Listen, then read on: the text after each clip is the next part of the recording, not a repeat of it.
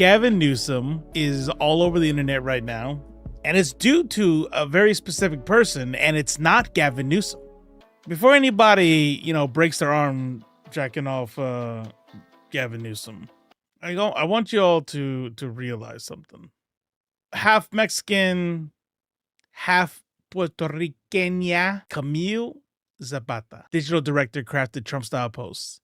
You think this is Gavin Newsom punching back? No. Donald is finished. He is no longer hot. First a hand so tiny. And now me, Gavin C. Newsom, having taken away his step. Many are saying he can't do the big stairs on the Air Force One anymore. Uses the little baby stairs now. Sad. Tomorrow he's got his meeting with. This is not him. The idea to mimic the president's voice came from Camille Zapata, digital director of Governor Newsom's office. So, even if you wanted to give him credit for hey, guy's funny though. Guy's killing it on Twitter. No, he's not. Camille Zapata is. We are headed for the same disaster that we have seen time and time and time and time and time again.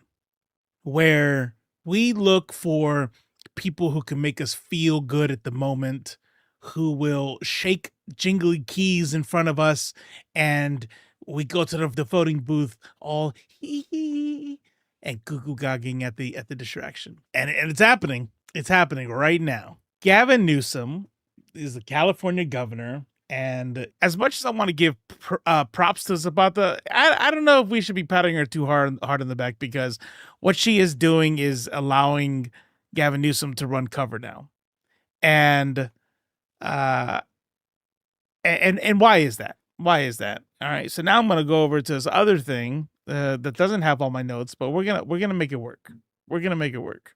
I think everybody has seen the picture by now, right? It was on the thumbnail. If y'all didn't know, this is a real event. This is Gavin Newsom tearing down homeless encampments, telling them you don't have to go home, but you can't stay here.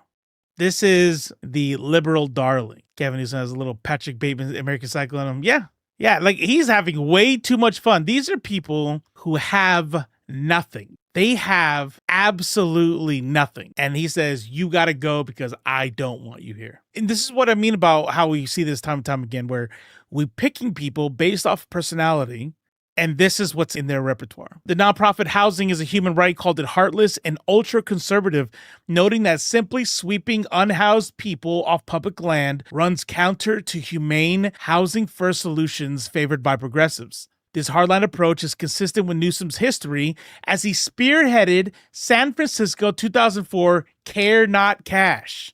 Care Not Cash. That sounds pretty nice. In his Care Not Cash, he took away cash welfare from people in San Francisco. They moved out and put them and gave them beds. Still no money, right? Still no money, but they gave them somewhere to sleep. And so now they don't have the money to eat. It is because of the same thing that we on the left continue to talk about till we're blue in the face. The idea that you have to deal with the core of the problem, the root. Like, what is the actual cancer that you're putting Band-Aids on? These motherfuckers do not know how to deal with the actual problem. They like to deal with problems the same way I used to clean my room when I was a teenager. If you don't see it, then it's not there. Yeah, cash not care. I'm going to take away money. I'm going to give you a bed. Now you don't have money to eat. Homelessness goes down. Then it spikes right back up. The drugs, right? Let's see what we got here. So this is 2023. San Francisco was having a pretty bad drug use problem. Lots of overdoses. I actually remember it being on the news and them finding just dead bodies from overdose people, and especially amongst the houseless. You have two options. You can either round them all up and put them in jail. Are you doing drugs? Jail. Sell drugs? Jail. Passed out from drugs? Jail.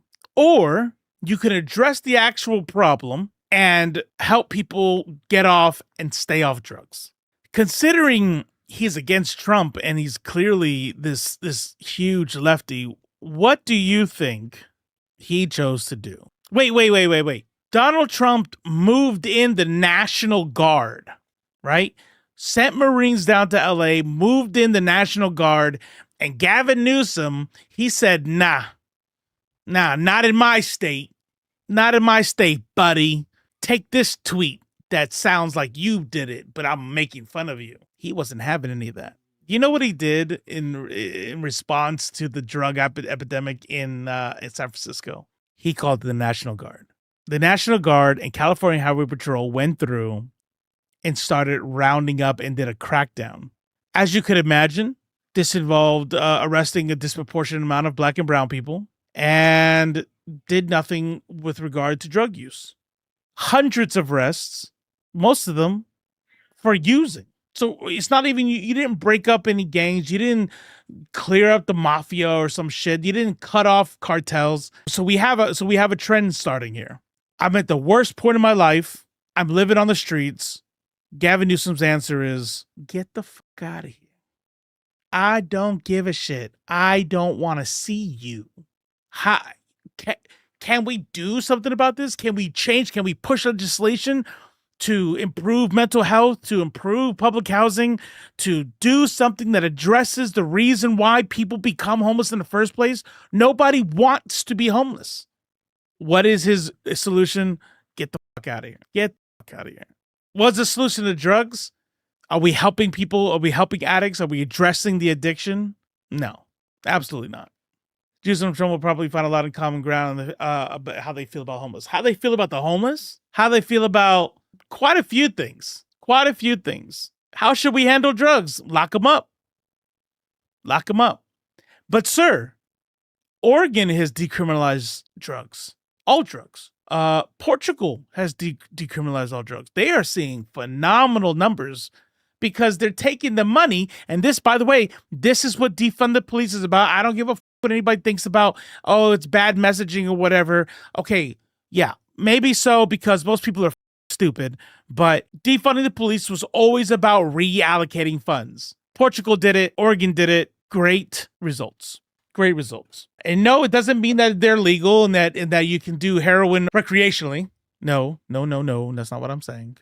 What I'm saying is if you're caught overdosing or you're caught, with these drugs on you, then you get put into the system. You get sent to go get help. And yeah, maybe it's against your will, but I mean, you know what I'm saying? Because you redirect resources to solve the problem. When you send people to jail, what do they say? When criminals go to jail, it's like criminal university. They go and they meet people who've been lifelong criminals and they learn new tricks and people who have been in multiple times. Like, here's how I got caught. Here's how you don't get caught. They come out smarter criminals. You go inside an addict because your life sucks. Your life's gonna suck even worse. You're gonna come out a worse addict. There are other countries that have programs with the jails, prison system with high success rate that focus on recovery for addicts. And that's the whole point right there. It is the point of it is the recovery part. Our prison system, again, it kind of goes back like to the police. So the police they're not designed to they were not created for cases like school shooters. And prisons were not created to rehabilitate people. That has been a lie they tell, but we know that it isn't completely true. It's there for punishment. It is there to push people out of the way. And really what it's there for, they kind of tell on themselves with the 13th Amendment, and that's slave labor. That's what it's for. Because don't you forget, slavery was never completely abolished. Slavery is alive and well today and is legal per the 13th Amendment. I say this at least once every other stream. Slavery is henceforth abolished except for as punishment for a crime in the United States Constitution. Just moments ago, Governor Gavin Newsom vetoed a bill that would create what supporters have called safe injection sites in California. Republican Assembly member Kevin Kiley is pleased and ready for more. I'm glad that, the governor did not take this incredibly radical and backward step. Let's not rush past that. Who in the California state representative was like, yeah, hell yeah, I want them to get AIDS. I want them to OD them. God made consequences for a reason. Who is that? The Republican. Because that is a conservative thing to do. Conservatives don't give a fuck about the individual or humanity. Pro-life, my ass. They don't give two shits about that. They give a about, I don't want to see it. I want them to get consequences. These are the same types of people who won't let their kids have condoms or teach them about safe sex because they think if they get AIDS or get pregnant, then that's God's will because that's what punishment is for. And they feel good about that. They feel good like doing that. So when you tell them, hey, listen, if we do safe site injections, there's going to be resources on site. There's going to be counselors on site. There's going to be ways for, yes, they're going to get their fix, but they're going to be able to get clean needles and they're going to be able to they won't share and they won't overdose. We're going to watch overdoses go down. We're going to see AIDS transmission go down and we're going to see drug use go down because at least some of them are going to take advantage of the counseling and mental health professionals that we have on site. What the Republican hears is, so you're saying they won't get AIDS and die? Sorry, can't do it. Can't do it, buddy. Newsom's law and order stance, where we heard that before, in this case stood in contrast to progressive public health measures, et cetera, et cetera, et cetera, et cetera, et cetera. So who was it? Who was the guy that during a crisis was found in like Acapulco or Cancun or some shit? Ted Cruz. So far, we're seeing like, who is this guy like? In his actions and in his policy, who does he remind us of? I'm seeing Trump and I'm seeing Ted Cruz so far. During the lockdown, where Seattle was one of the most strictest states on lockdowns, on masks, on businesses and essential personnel, all that stuff. California was one of the most strict states, and this dude goes to a Napa Valley restaurant with other wealthy elites and is out there just rubbing elbows, not maintaining 6 feet. I'm not sure if they had, there's no pictures. I'm not sure if they had masks on or not. So far we got Trump, we got Cruz. Oh, here's one. California governor, right? California governor. Home of San Francisco, one of the queer capitals of the United States. But like, would you do something like that? Would you say no men in female sports? Well, I think it's an issue of fairness. I completely agree with you on that. So we got Trump, we got Ted Cruz. There's also a humility and a grace, that these poor people are more likely to commit suicide, have anxiety and depression. And the way that people talk down to vulnerable communities is an issue that I have a hard time with as well. So both things I can hold in my hand. Yeah, I can be compassionate and a bigot. It's a skill. Like my heart breaks. But also, fuck you, you know? Okay, how about labor? Biggest GDP in the union, progressive, Democrat, our hero, the guy willing to stand up to Donald Trump. What about labor? In 2021, California legislation passed AB 616, which was a very bigly beautiful bill by the United Farm Workers. And everybody wanted to see this happen. Like I said, it passed California legislation. And our boy Newsom vetoes it.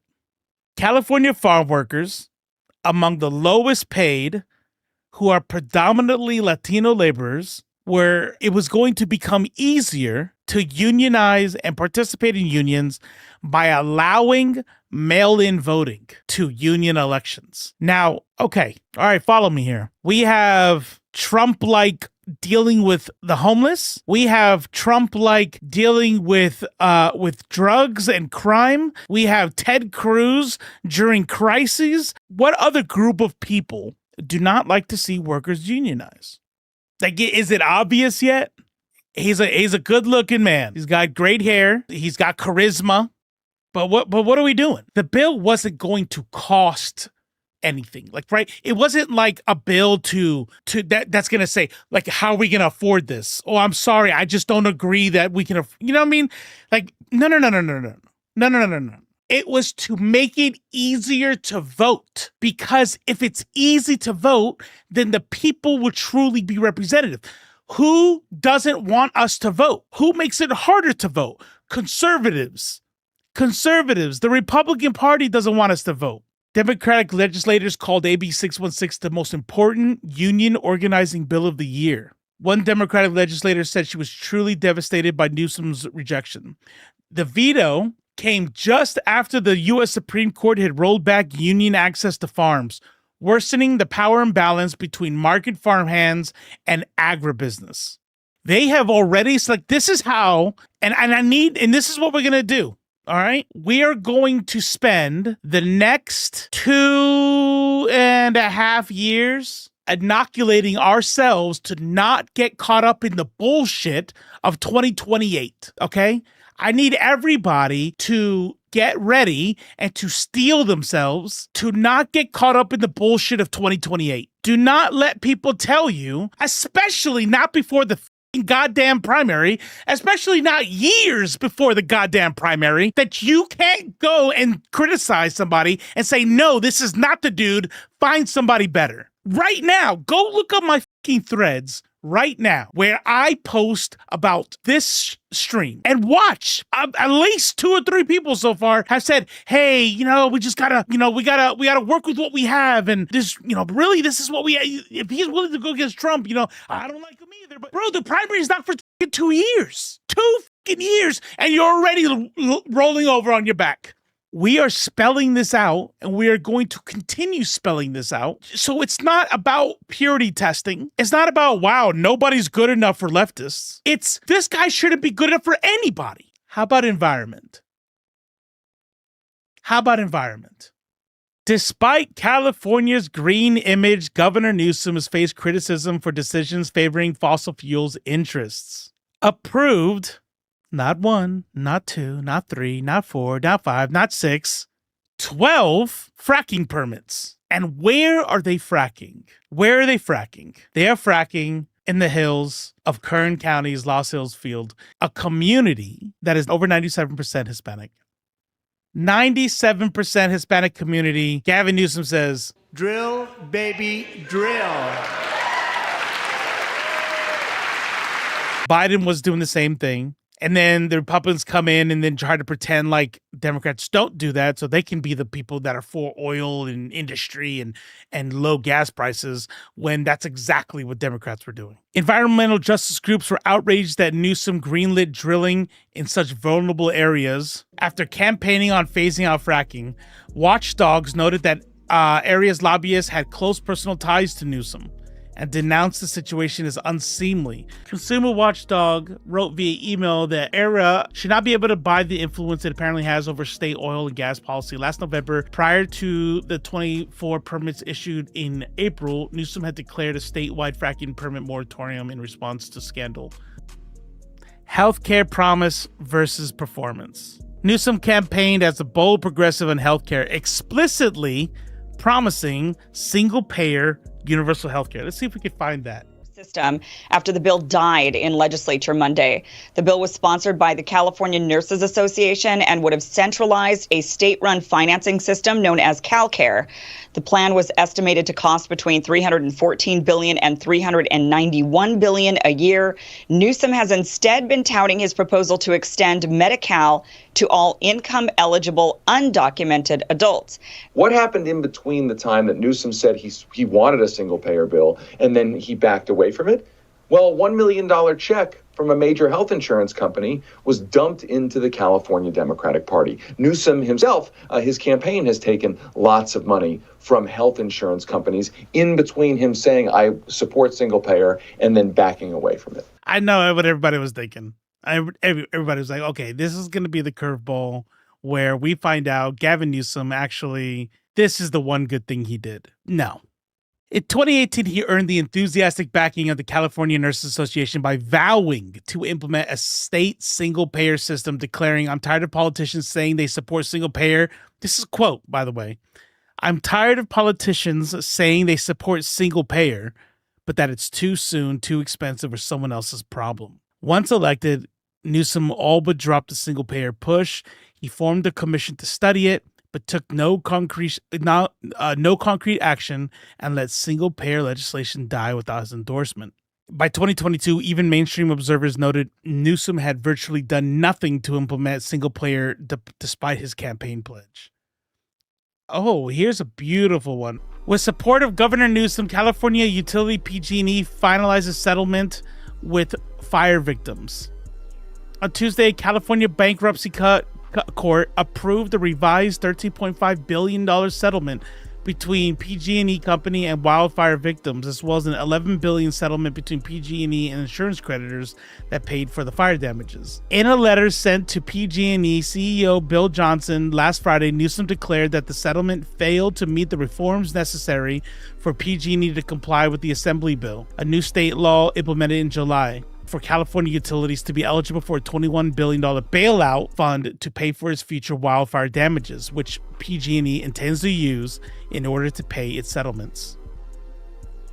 The state of California puts money aside to pay for liabilities of a private, publicly traded company. $21 billion with a B dollars. PG&E has gone through its own scandals with not having upkeep in the on their power lines. You know, there was something that happened with Trump. Anytime Trump says something stupid, like really stupid, I think to myself, what is the real story that he is too stupid to understand? The example I always give is windmills are killing whales.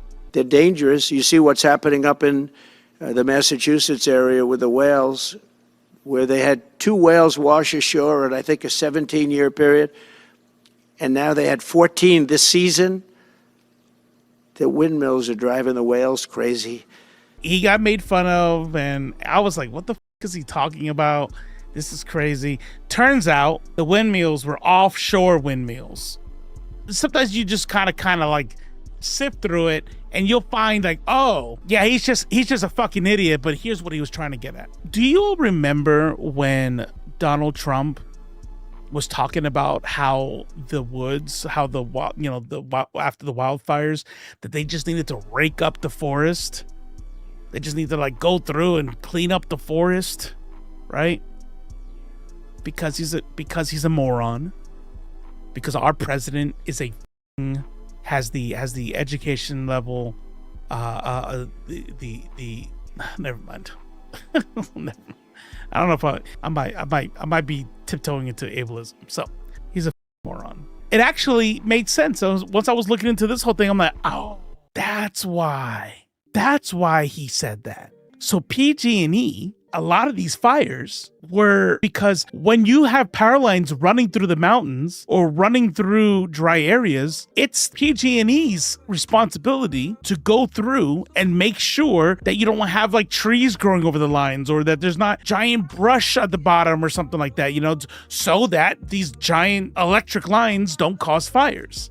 So it's like, oh, so somebody said that to Donald Trump. They clearly used too many words, and he took out of that, there's too many leaves in the woods or some shit like that. And instead of holding PG&E accountable, instead of saying, no, you're gonna pay these liabilities and you're gonna pay out and you're gonna fix your shit. No, the state would rather put $21 billion aside to pay their settlements. Did Republicans underfund all these bodies that deal with now? But the problem was there before Trump. The thing about Trump is Trump hasn't actually created any problems. And I know somebody's like, what? No, Trump has exacerbated problems. Trump has taken problems that have always been there systemically and then like threw gasoline on it, right? But there's nothing new that Trump has created. 2008, San Francisco has a proud reputation as a sanctuary city protecting immigrants, but then Mayor Gavin Newsom broke the progressive immigration advocates in 2008 by toughening the city's stance. That year, after a tragic gang-related killing of a family by an undocumented repeat offender, Newsom abruptly ordered that undocumented juveniles charged with felonies be referred to ICE for deportation, a reversal of San Francisco's prior practice of not handing over youth to federal authorities. He even vetoed a board of supervisors ordinance that sought to restore the sanctuary protections for those youths, and when the board overrode his veto, his administration reportedly continued the referrals regardless. Who does that sound like? But if Newsom is a no-go for support, who should we support? Is there anyone in public arena currently that you would support? Let's make that homework then. Let's make that homework. On Friday's stream, we're gonna talk about a list of promising Democrats. How about that? if we're talking about candidates, here's what I need everybody to understand what time I'm on. Okay? Here is Robo for 2028 so that nobody is surprised. Okay? I'm over the bullshit. I'm over letting Democrats do whatever the they want because they use Republicans as the gun to your head. Listen, I voted for Kamala Harris.